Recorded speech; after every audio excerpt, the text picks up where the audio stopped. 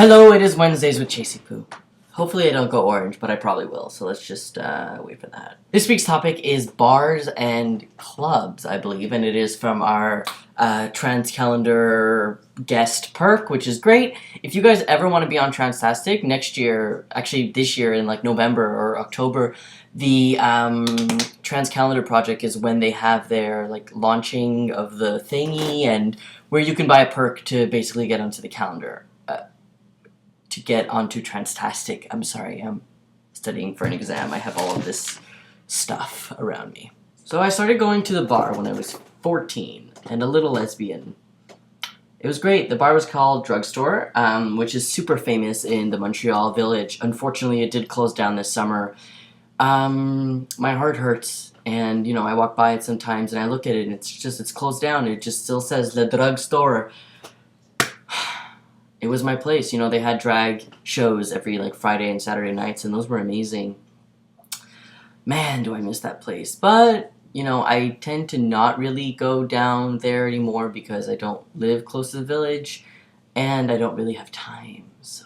But as my personal preference of like bars and clubs, if I was to go to one, honestly, it would be gay LGBT village-y bars or clubs, only because I feel really comfortable in those spaces, because I feel like I can just be myself, which is, you know, I have a girlfriend, yet I still identify as, like, super queer, and she identifies as queer, and I'm super flamboyant. Everyone always thinks I'm gay, which I have no problem with.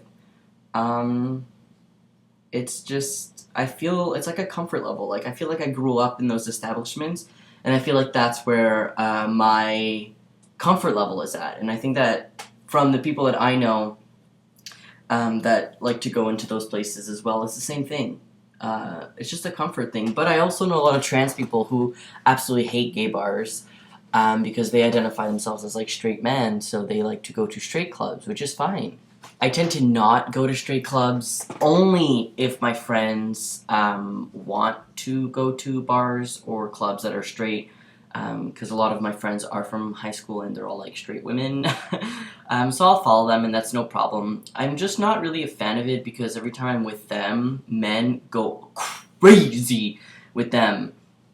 And I don't mind being, like, the protector, but I'm, like, really short, and I wear, like, a purple v-neck. Like, can't really stand up to you if you want to kick my ass and, like, take my girl, which are my friends, but they pretend that they're with me so that they don't have to, like, deal with these literally creepy guys. Like, my friend at the time was engaged, and she was, well, she's married now. I'm not saying that she's not engaged anymore. And she, like, showed her ring. She was like, ah, and he was like, me too, and she was like, no, like, bro, you're married. Like, please. Stop trying to hit on my friends. Stop it. But other than that, I've had some really great experiences at some gay, I say gay as in, like, LGBT. I don't like that I call it gay clubs. It's been, like, ingrained and socialized in me.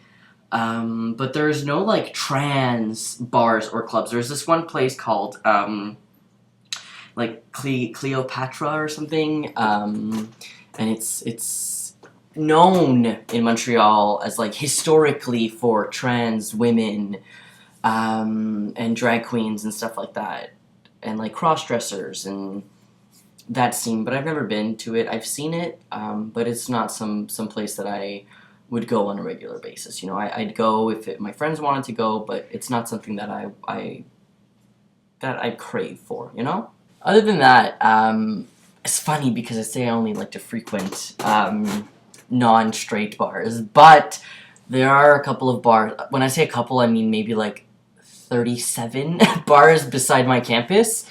And last semester we went ham. Like, legit, we went like every week to this one bar called McKibben's. Or we would go to, actually it wasn't McKibben's, it was, what was it called? Oh my god, it was like Green Fiddler's Green or something. It's cute. But I don't like really categorize it as like a straight or gay or like gendered sexual orientation place. I categorize it more as like a university hangout, if that makes any sense at all. Because it's like usually younger people. It's like a really cool pub, but let's not go into semantics.